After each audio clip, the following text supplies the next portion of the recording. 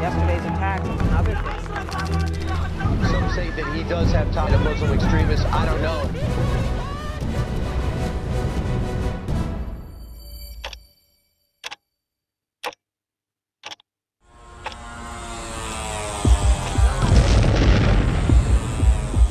In mid-September, Yemeni drones made a hell out of Saudi oil processing facilities in Aramco's Khurais and Abqaiq, knocking out half of the kingdom's oil exports. Despite spending hundreds of billions of dollars on defense, the Saudis were unable to protect their main source of income against some small drones. But if you look in terms of dollars, $3 billion, $533 million, $525 million, that's peanuts for you. Should have increased it. Вот, чтобы защитить свой род, свою страну, мы готовы оказать соответствующую помощь Саудовской Аравии, а политическому руководству Саудовской Аравии достаточно принять мудрое государственное решение, так как это сделали в свое время руководители Ирана, закупив С-300, и так как сделал президент Эрдоган, закупив у России новейшие комплексы ПВО С-400 «Триумф». Они надежно защитят любые объекты инфраструктуры Саудовской Аравии.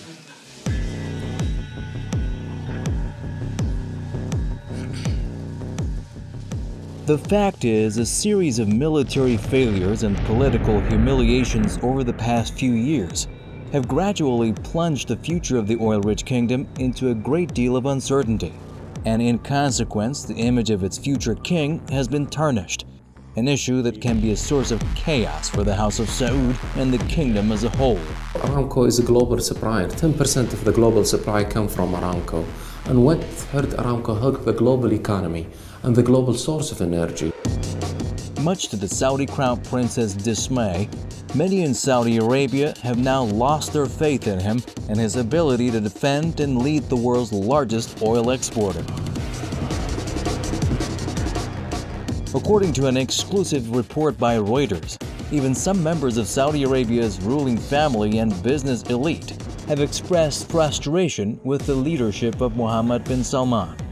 Some of them even believe his efforts to consolidate control have hurt the kingdom.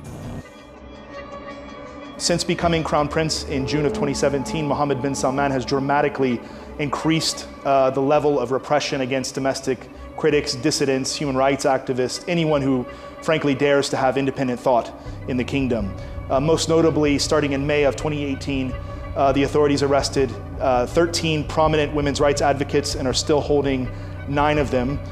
They also ran a smear campaign accusing them of being Qatari spies. When Mohammed bin Salman, also known as MBS, became Crown Prince in 2017, he was a promising face that could rejuvenate the Arab monarchy. But now, after more than 2 years, he has gradually let the monarchy down, as he is faced with foreign policy defeats abroad and disturbing murmurs at home. MBS began his career as the future king of Saudi Arabia with an ambitious yet reckless foreign policy. He pushed the U.S. President Donald Trump to put maximum pressure on Iran, hoping for what they call a regime change in Iran. He also spearheaded the war on Yemen and orchestrated a total blockade against rival Qatar. In each and every one of them, bin Salman has failed to reach his desired goals.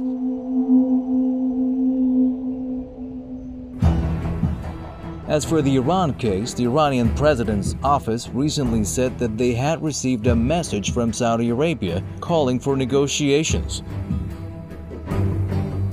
It seems that after the United Arab Emirates publicly met with their Iranian counterparts and began to withdraw their forces from Yemen, the Saudis are now following suit, an implied admission that they cannot ignore Tehran in their regional equations.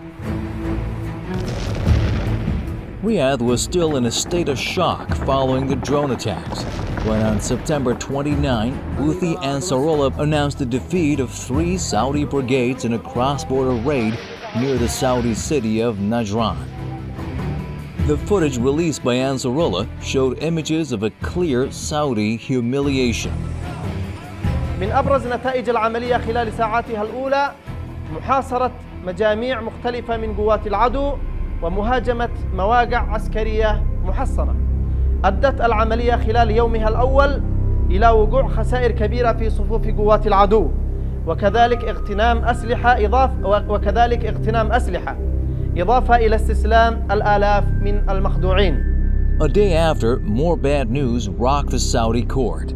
On September 30, the Saudi royal bodyguard, General Abdulaziz Al Fahm, was shot and killed in Jeddah. Saudi-run media said the murder happened during a personal dispute with a friend. But several reports raised questions about their official narrative. For example, Mujtahid, a widely followed Twitter account in Saudi Arabia, claimed that Al Fahm was in the palace at the time of the incident, and that bin Salman regarded him as part of the old guard, loyal to the House of Saud rather than the Crown Prince himself. On the same day, a new multi-billion train station in Jeddah suddenly burst into flames. There was widespread speculation that it was an internal job by anti-MBS elements. A year after the killing of the Saudi dissident journalist Jamal Khashoggi in the kingdom's consulate in Istanbul, Turkey, the Saudis continued to lose friends even in Washington. I have zero question in my mind that the Crown Prince, MBS, ordered the killing, monitored the killing, knew exactly what was happening, planned it in advance. If he was in front of a jury, he would be convicted in 30 minutes, guilty. I've started with the assumption that, and I believe this, that the leadership in Saudi Arabia, however you defined it, either gave the order or knew about it. That's not unique to the Middle East. We settle differences with elections. They settle differences with executions. The leadership, probably Prince Mohammed. He was the original El Chapo, literally. I mean, they butchered Mr. Khashoggi like a hog. And we need to condemn that in the strongest possible terms. No democratically elected leader will feel comfortable anymore to have a photo opportunity with Mohammed bin Salman smiling, because it's going to be a heavy burden on him. And we need to keep that alive. We need to keep that pressure, not to allow politicians to do business as usual with the Saudis because of any justification, including, of course, an economic interest or the pretext of keeping the links with Mohammed bin Salman in order to try to push him here and there. These are pretexts that do not work. In addition, a bipartisan group of American senators is now mounting the pressure on Saudi Arabia over the war in Yemen, which has killed thousands and put millions of Yemenis in need of humanitarian aid. We're so proud of the bipartisan support, bicameral legislation that we will sending him to advance a peaceful, enduring solution to an horrific humanitarian crisis. Thank you again for this important step and shining a spotlight on what's happening in Yemen. With Crown Prince Mohammed bin Salman turning out as a false dawn, rumors have it that some royals now view Prince Ahmed bin Abdulaziz, King Salman's only surviving full brother, as a possible alternative to be the next Saudi king who would have support of family members, the security apparatus, and Western powers.